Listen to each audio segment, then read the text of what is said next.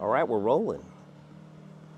What's up, guys? Tim and Ben here. This is Tim, Ben, and well, I guess this is the end of Tuesday at Nall in the Fall. Just want to give you a quick recap on what we brought up here to the main line before we head south to the 3D land and do some cool stuff down here. So, how's Ben today? This is the weirdest, nicest Nall. I love this. I love this. This is like some dreams I've had. Right. You get to be at Nall, you get to fly at this field, and everything's just calm. Well, and the wild part is, like, I mean, like this morning we got here, and yeah, there's a couple people out there right now. You know, you see the what is it, the Riley, and anyway, this morning because the sun hits directly in front of the pilot boxes, nobody wanted to fly. There was no one there until 1, so I flew every single one of these planes, probably 3 or 4 or 5 times each. So I'm having a good time. So, but anyway, so we're just gonna give you a quick recap of what we brought here. Where do you want to start? From the left. Start with the All right, so start with T-Cub. the big cubby. I'll go mobile. So yeah, I mean, this is the T-Cub. You've seen peeks of this. We've got everything dialed in now. Ben, what do you got? Well, so we've been showing you the yellow and blue one for the last several months. That's the one that that's Terry Wiles, the designer of the T-Cub. He's the T in T-Cub.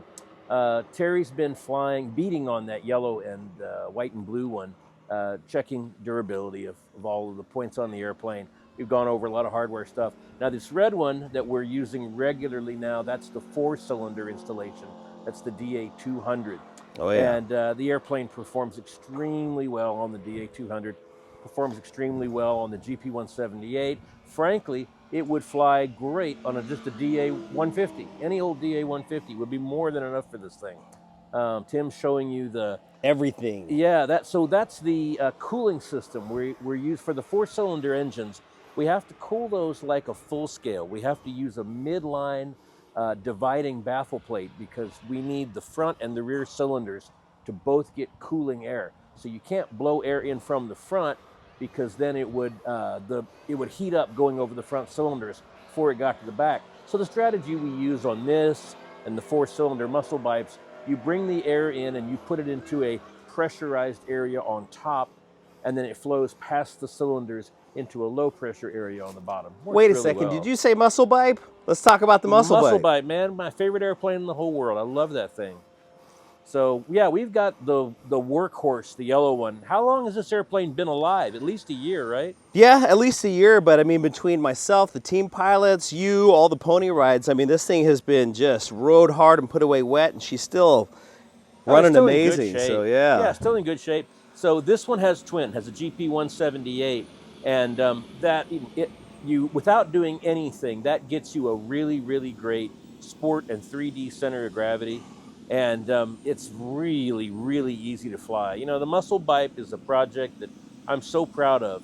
It's a Waco UPF-7, which is the particular Waco that Jimmy Franklin would modify into his mystery ships for air show flights. If you've never seen Jimmy Franklin's mystery ship, look that plane up online, iconic old air show plane, and that's what the Muscle Bipe is based on. What are we looking at now? Dude, let's take a look at the big camo bush. Yeah, you know, Bushmasters are so good. They're so good to everybody. I'm going to get Tim to admit that's his favorite airplane one of these days. Well, it will not take much. I love this thing for so many reasons. The Bushmasters, designed by our friend Cody Wojcik. Cody, a great reduced scale aircraft scientist. That's the only way to describe him. Just did such an outstanding job. Made this an iconic airplane.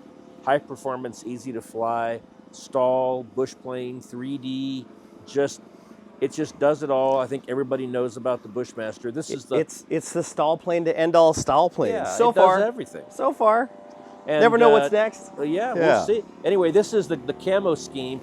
Camo scheme's been out for about 6 months, I guess. Yeah, we brought it out just right around Nall, shortly after. And it's been really popular.